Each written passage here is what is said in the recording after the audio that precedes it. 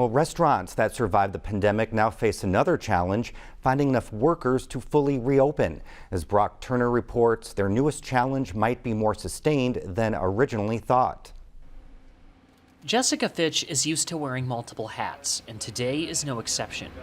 Well, yeah, so we had the first delivery that our owner, Jenny, took was all the way towards Rockport Road. So, I mean, that's an hour round trip.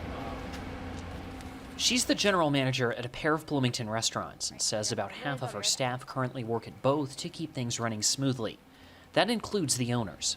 We've had job postings at both places for certainly, I mean, Senior People were coming up on a year, and Trailhead for almost 6 months.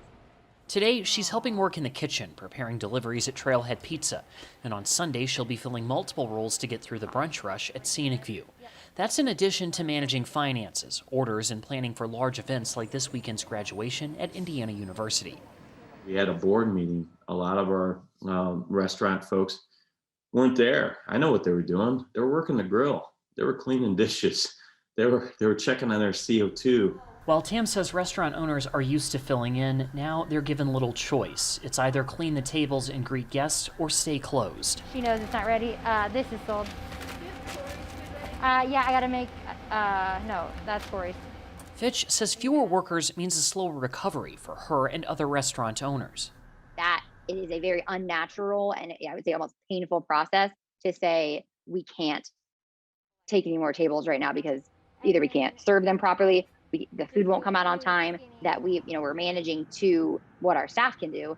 Both Tam and Fitch blame the shortage on a number of factors. Many workers who were laid off when the state issued stay-at-home orders have found work elsewhere. Remote roles in call centers or more flexible and stable incomes at a number of companies ranging from logistics to healthcare were and still are attractive, especially for parents of children in schools that haven't returned to in-person instruction. 50% of Indiana's restaurants are owned by women. We outpace any industry in terms of ownership, in terms of diversity of gender, women, as well as minority of all kinds.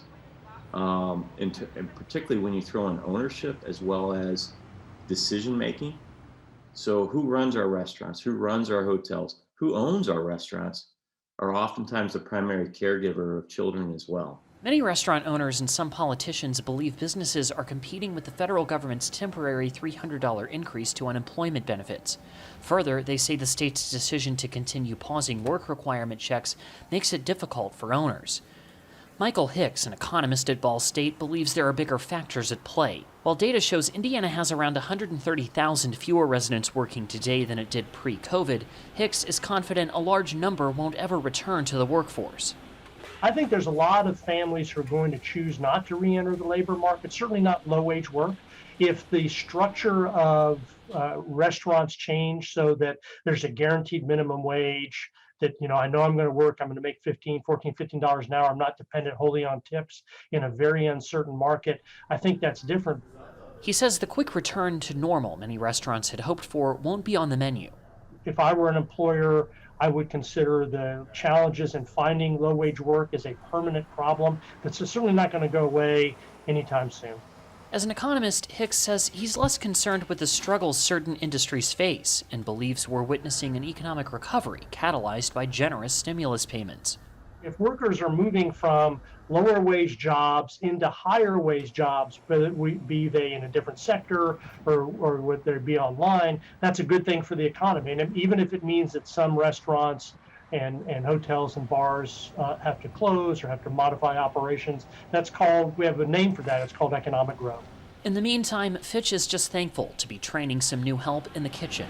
And then another cut in the middle. And then just roughly a couple inches wide. She's hoping to hire about a dozen new employees and says she's willing to pay higher wages and work with people to develop a schedule that suits everyone. She's hopeful this summer and widely available vaccines can serve up some much-needed hope for her businesses. For Indiana News Desk, I'm Brock Turner. Well, and we're joined now by Brock Turner for more on the challenges restaurants are facing to find employees. Hi, Brock. There was a new jobs report out today that painted a pretty grim picture, missed expectations. Can you tell us more about that report? Yeah, absolutely. Today's federal job report showed the country added about 266,000 jobs. That's slightly higher labor participation, which is a good thing.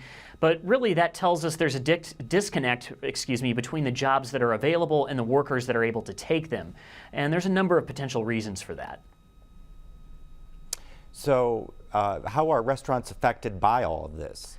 Yeah, so in March, the economy really came to a standstill. Restaurants closed, people weren't going to go out and ordering takeout. Now we're sort of rebuilding and from the ground up, and many restaurants can't find the same workers at the same rates that they did before. Restaurant jobs on average tend to be lower paying, require fewer specialized skills. So to say there's a shortage of workers, I don't know is necessarily true, but there are definitely a shortage of people willing to take those jobs. I think much the same can be said for hospitality jobs. Some experts have said the government's temporary increase in unemployment benefits could be playing a role in this, but others say restaurants should simply be paying their workers more money.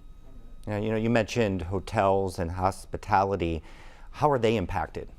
Yeah, hotels are running into many of the same struggles that restaurants are. What I'm hearing from the experts is that travel is starting to pick up, but the market looks very different now than it did back in 2019. A big reason for that is business travel. Without much of the demand, and so much of that has been shifted, so much of the demand now for hotels has been shifted to weekends.